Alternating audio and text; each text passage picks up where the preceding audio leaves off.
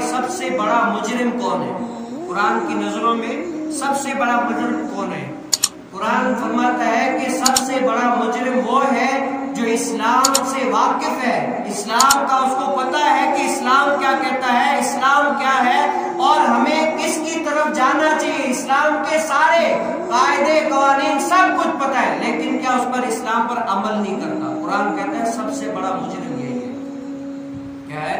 सबसे बड़ा मुजरिम यही है। देखें ना आप कि अगर जैसे मिसाल के तौर पर अगर किसी का नाम आ जाए कि भाई आपको पुलिस में आपका नाम आ गया है कि आपको बस पुलिस ढूंढ रही है, कल परसों यानी आप तक पहुंचने वाली है, आप पुलिस की नजरों में मुजरिम है, आपको गिरफ्तार कर लेगी। अब वो बंदे की हालत देखिएगा आपको उस टाइम उसकी क्या हालत है। यहाँ तो वो क्या करेगा, वो अपने जुर्म को कबूल करने के लिए जाएगा, माफी तलाफी करेगा, कहेगा कि मुझे माफ कर दो, या भागने की कोशिश करेगा।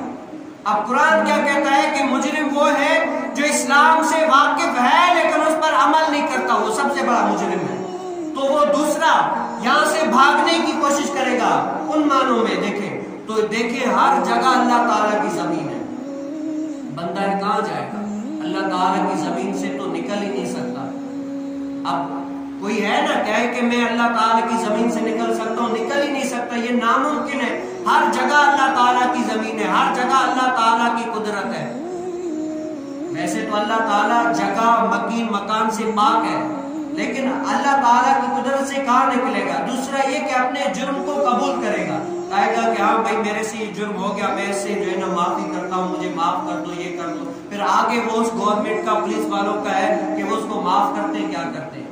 लेकिन यहाँ पर बंदा है इस्लाम से वाकिफ है लेकिन अमल नहीं करता। अब दूसरा ऑप्शन उसके पास यही है कि अपने जुर्म को कबूल करे, अपने रब ताला के आगे झुक जाए और अल्लाह ताला उसको जो है ना माफ करने वाला है। अल्लाह ताला को कहता है कि बंदा सिर्फ जो है ना कयामत से पहले पहले अगर तू मेरी चौखट पर आ जाए, माफी मांग ले, तो मैं अपने बंदे को माफ कर दूं।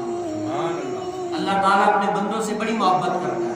लेकिन बंदा एक है जिसको जो है ना अपनी दुनिया और मसरूफियात से हटकर टाइम ही नहीं है कि अपने रब ताला के पास आकर झुके और उसके अहकाम पर